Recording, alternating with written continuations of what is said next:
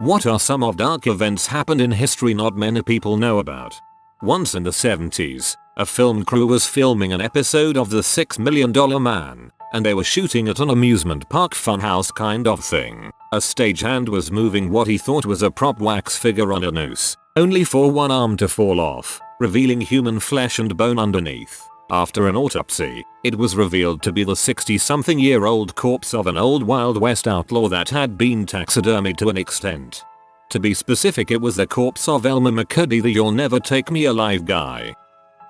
The ideal maternity home here in Canada. From the 1920s till the 1940s, they took in babies from unwed mothers and they were selling them especially to desperate Jewish families in New Jersey. Adoption was illegal in the US back then. It was later discovered that the people who ran this business would starve the unmarketable babies by feeding them only molasses and water. The babies would last around 2 weeks on this diet. They put the corpses in wooden boxes often used for butter, and that's why the victims are called the butter box babies. The boxes were either buried on the property or at sea or burned in the home furnace. The parents who gave their child to this maternity home would go back and see how their child is doing, but were told the child has died when in fact it had been sold to adopting parents. Between 400 and 600 died in that home and at least 1,000 were adopted, but sadly, the adopted babies often suffered from diseases because of the unsanitary conditions and lack of care at the home. The Cadaver Synod. Basically, the Pope had a previous Pope's corpse exhumed so the corpse could stand trial for something made up. So they dug up his bloated 7-month-old corpse and convicted him, retroactively nullifying his papacy. Then they dumped his bloated and convicted corpse in a river. The people got pee and overthrew the Pope, who was strangled in prison. The next Pope came along and had the corpse collected from the river and its papacy posthumously reinstated. 897 was a crazy year. During Prohibition, the government funded and led an operation to release barrels of alcohol that they had poisoned to make people sick and shy away from bootleg liquor. Lots of people ended up dying, but people still drank more than ever. Highly recommend the book The Poisoner's Handbook for more information on this and other interesting Prohibition-era chemistry escapades.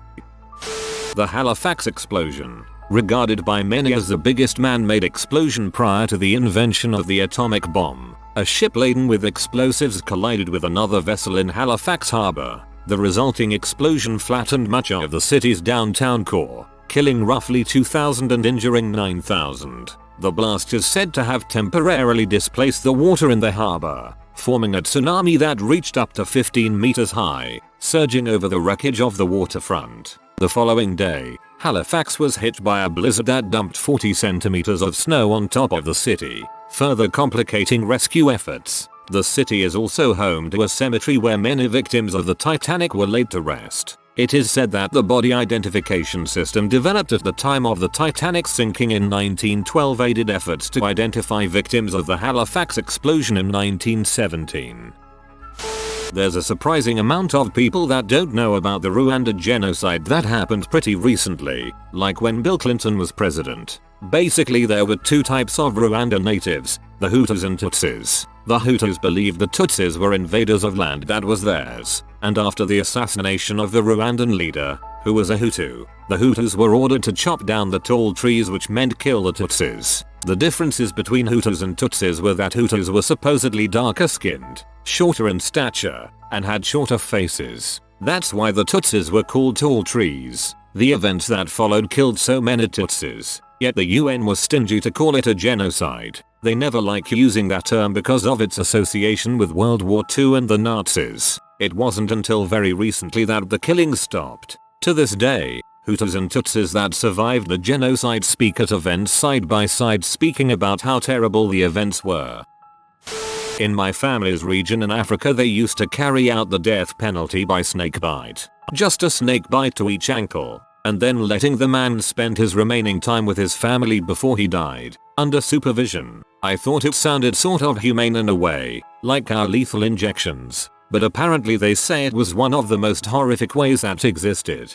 The most horrific part is that your family watches this death. Letting the man spend his remaining time with his family here really means making him die a slow, agonizing death in front of his family. The Sad Case of Bongo. He was a pygmy boy from the Congo who was essentially captured and brought to the USA to be displayed in freak shows. He had undergone tribal customs such as having his teeth filed into points before his capture. He eventually got out of the carnivals and dreamed of returning to Africa. Then World War I happened, making the trip impossible for the foreseeable future. He committed suicide by gunshot. Not only was he in a freak show, but he was also put in the zoo, sharing an enclosure with apes. In the 1920s, the Osage Indians, Oklahoma, USA, discovered one of the largest oil fields on Earth. They went from being poor to being the richest civilization on Earth overnight. Imagine Jeff Bezos, Bill Gates, and Elon Musk living on the same street. The Osage were building mansions, hiring servants, driving exotic cars, and the women were marrying white men as trophy husbands. It wasn't long before people started moving into town and exploiting them. Slowly, one by one, they began being murdered. By the end, hundreds had died. The men were hiring people to kill their wives. Lawyers were drawing contracts to transfer oil rights and tricking the Osage into signing them. It was so crazy that it led to the birth of the FBI. This was one of their original investigations, and is still largely unsolved. Martin Scorsese is currently directing a movie about it. It's going to be based on the book Colors of the Flower Moon, which is where I learned about it. Super interesting read. I moved to Oklahoma at 9. I'm turning 31 next month. I've taken Oklahoma history twice and I didn't know about this until now. I knew Osage was a tribe but nothing at all about any of that. I'll be looking it up now. The Radium Girls. In the 1920s, they worked at a watch company painting the hours on the watches using radium, a radioactive element that glows in the dark. They did this with no PPE and weren't told radium is dangerous. Meanwhile, the chemists had full PPE and worked in a sealed environment. Worse, they were instructed to lick the tip of the brush to make a very fine point. Some of them would paint their nails or their teeth with it for fun when they went out at night. They would develop cancer whenever the paint touched, and many of them had such decay in their jaws that their mandibles had to be held on with bandages. It's still an ongoing problem in the area too. I used to do radon testing for home inspections there and it's not a safe place to live. Worst I saw was a condo on the edge of a golf course. They donated the radioactive leftover fill to make parks. It tested at about a 13.2, and the legal limit was 0.6. The Massacre of Collaborator. It is a village in Greece. The Germans entered it and rounded up all the male villagers in a field. They then shot them all with machine guns. After that they got the children and women and put them in the church. When everyone was inside, they locked the doors and set fire to the church. Around 20 minutes into the burning, a German soldier couldn't take it anymore and opened the doors. Around half of the people escaped the fire but the rest perished. The German soldier was shot for this, and if you go to Collaborator today his name is on the memorial. No one was punished for this apart from the leader of the division, who I was told by my grandmother that he died in a gulag, but everyone else got away with it. It is sad that no one knows about this, as things like this happened all over Greece and Russia and Poland. I only know about this because my great-grandmother was one who escaped in the church. This massacre was in retaliation for the villagers supporting the local resistance force, which had recently killed about 10 Nazis. Kuk Ki Kai, or the chicken poop prison in Thailand, used by French forces to hold political prisoners, rebellious Thai people, in the Chanthaburi region. The long-standing impacts of this much-feared torture are still felt in the region today. There's a Thai saying for those who bark authority that roughly translates to be careful not to get caught in a chicken poop prison. I learned about this prison from my parents who learned about it from theirs. How it worked was there was a small, 2-story prison. Bottom floor houses the prisoners, and the top floor is basically a huge chicken cooperative. The grated floor ceiling ensures that the chicken poop falls onto the prisoners below. Apparently, even though the maximum sentence in Kuk Ki Kai was around a week, it was one of the most feared punishments there was. As someone who has cleaned out chicken coops before, that's freaking horrific. The stench is insane and definitely toxic. Margaret Beaufort, mother of Henry VII, father of Henry VIII. She was married off at age 12 to Edmund, 25, who was desperate to get her pregnant as quickly as he could. It was not unusual for members of the aristocracy to marry young. It was slightly more unusual because of the risk to both mother and child for them to get pregnant before the age of 14. Edmund died of plague while Margaret was pregnant. She was widowed and alone and pregnant during war. The birth was a very difficult one and would scar her forever. For a time they believed that she and her unborn child would perish. Not only was she very young, but she was also slight of stature and undeveloped for her age, so it's a wonder she even survived childbirth. It was so difficult for her that she never became pregnant again over the rest of her years, despite remarrying 2 more times. It is widely believed that she was physically damaged during the childbirth and was unable to conceive again, but it's also possible she was too traumatized to ever put herself in that situation again. Either way, Margaret devoted herself to her son, calling him my dearest and only desired joy in this world. Croatia's ostriches. Sick radical M. An ostrich that isn't able to take out a baby from its mother's womb with a blade isn't a good ostrich. Anti-Pavelic. Some of their most horrific crimes were burning babies in front of their parents, mangling kids from 0-14 with axes, raping girls in front of their mothers, cutting off the ears and noses of their prisoners while being alive. Even the Nazis were horrified by these guys' methods.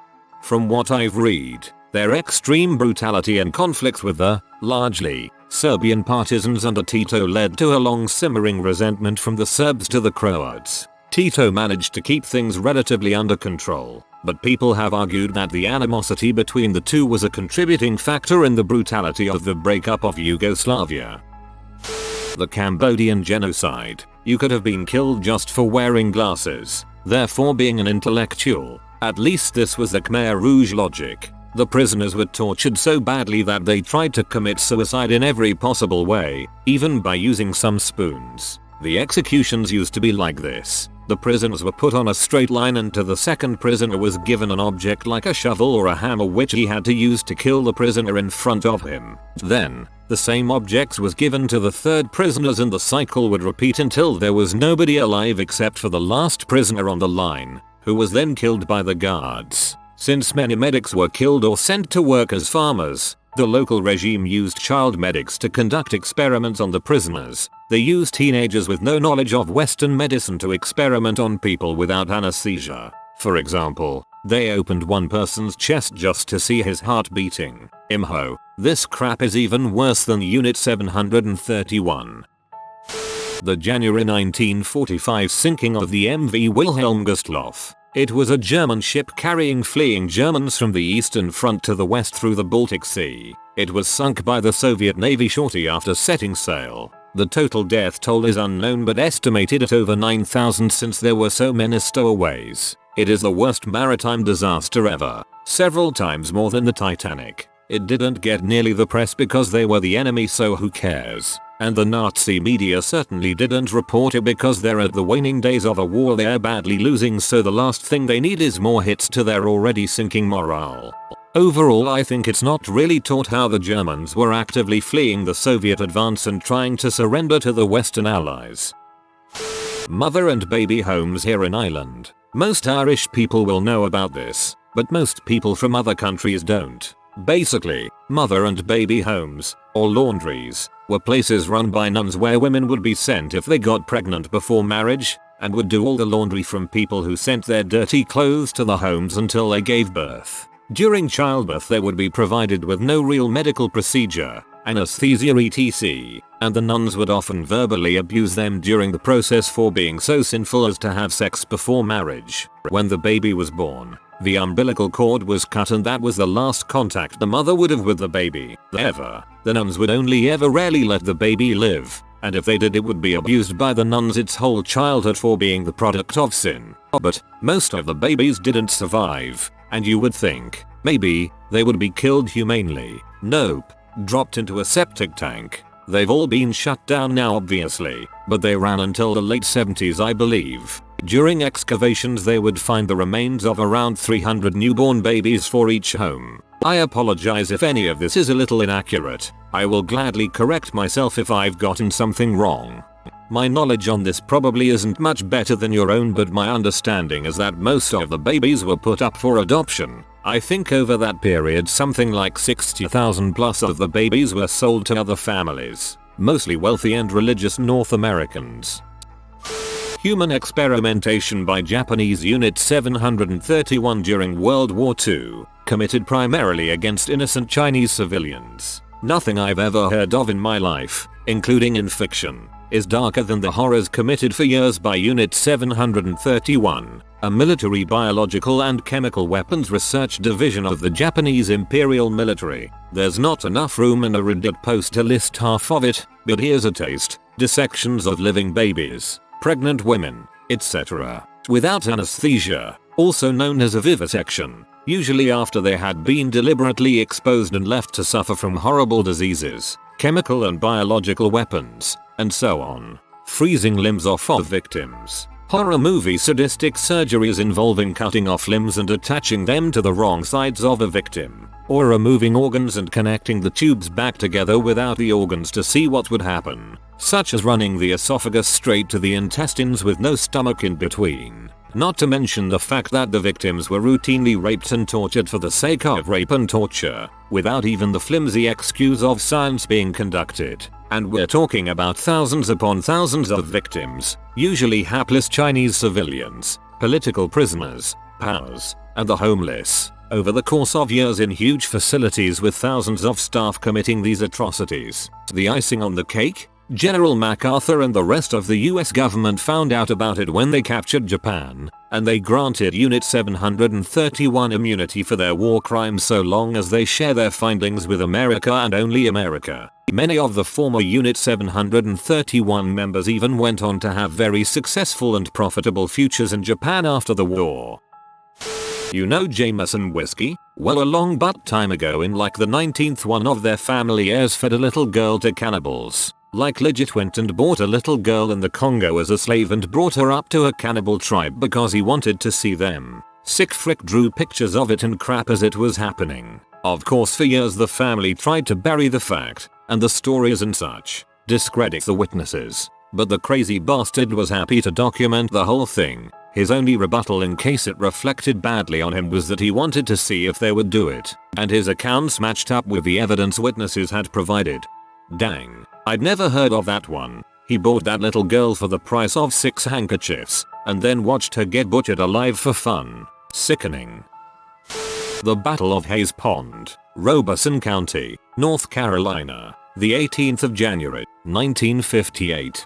During the 1950s, the Lumbee Indians made nationwide news when they came into conflict with the Knights of the Ku Klux Klan headed by Klan Grand Dragon James W. Catfish Cole. At that time, Cole had begun a campaign of harassment against the Lumbee, claiming they were mongrels and half-breeds whose race mixing threatened to upset the established order of the segregated Jim Crow South. After giving a series of speeches denouncing the loose morals of Lumbee women, Cole burned a cross in the front yard of a Lumbee woman in St. Paul's, North Carolina, as a warning against race mixing. Emboldened, Cole called for a Klan rally on the 18th of January, 1958, near the town of Maxton. The Lumbee, led by recent veterans of the Second World War, decided to disrupt the rally. The Battle of Hayes Pond, also known as the Klan Rout, made national news. Cole had predicted more than 5,000 Klansmen would show up for the rally, but fewer than 100 and possibly as few as 3 dozen attended.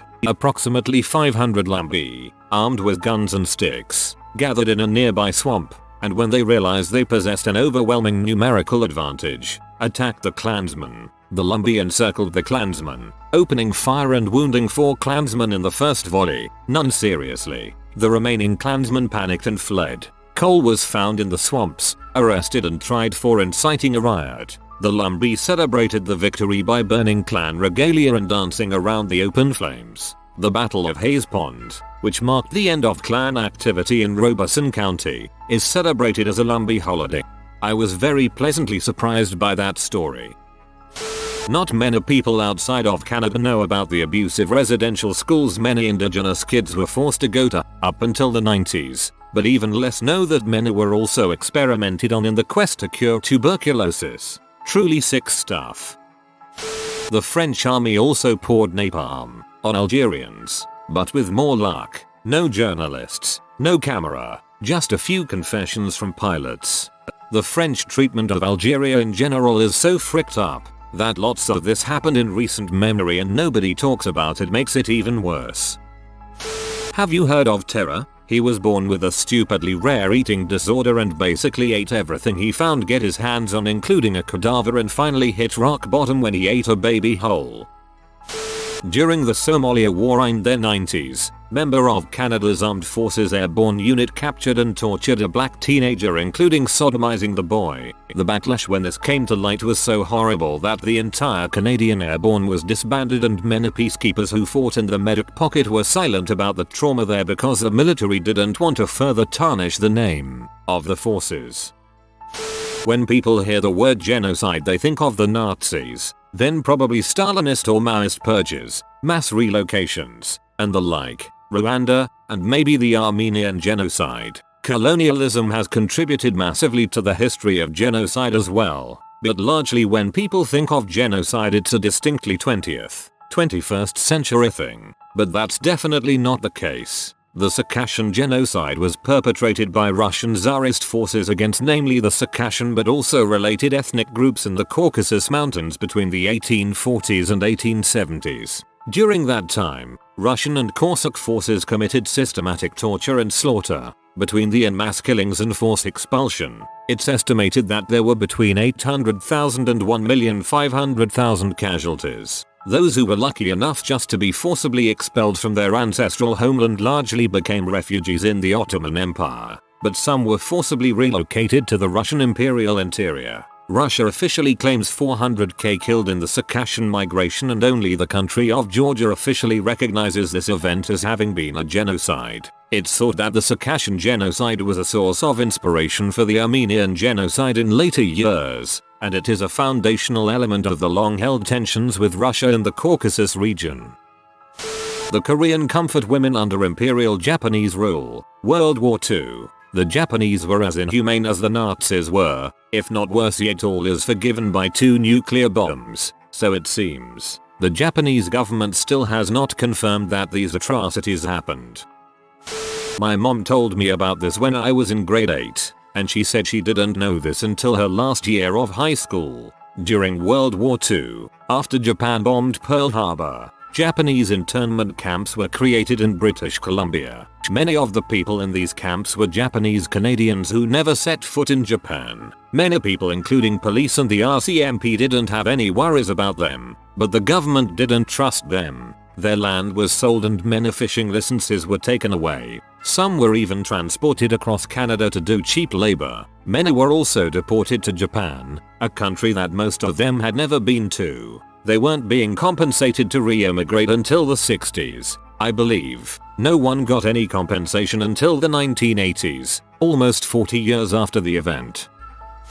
Towards the end of the Second World War, a Japanese POW camp called Sandakan forced 2,400 Allied prisoners on a death march across Borneo. The marches were so brutal that 6 of those 2,400 men survived, each of whom eventually went insane when they returned home. The single worst atrocity suffered by Australian servicemen is also one of the least known. Operation Condor. The US intelligence developed simultaneous coups in Latin America on the 70s. The strategy: kidnap, torture and disappear anyone related to socialist organizations. Only in Argentina, 30k people remain missing, including kids and babies. If I recall correctly, the children and babies would wind up in Catholic orphanages. Many were adopted. I believe the church aided in all of this, including hiding where the children came from. Franco's Spain had a policy of somehow finding leftists to be unfit parents and taking away their children. Quite devastating to the parents. Again, the church complied. I think this was done in Argentina as well. Well, in 1832 Spanish troops landed on Puerto Rico and raped, pillaged and destroyed a native tribe called Taínos. Learned about the tribe when we found out my husband's great times 9 grandfather was a chief that had 1 wife and 12 kids, all who survived to adulthood. The Inuit people were brought to boarding schools in the mainland of the US. Then, since they lived full time at the schools, the school had some special rights over the kids. During the Cold War, the US military made these kids drink radioactive stuff for experiments because the schools signed off on it. Obviously this has caused many of them to develop cancer, and many have had no reparations to this day. If you are new to the channel, you can subscribe. I publish new videos every day. Until then, check another video.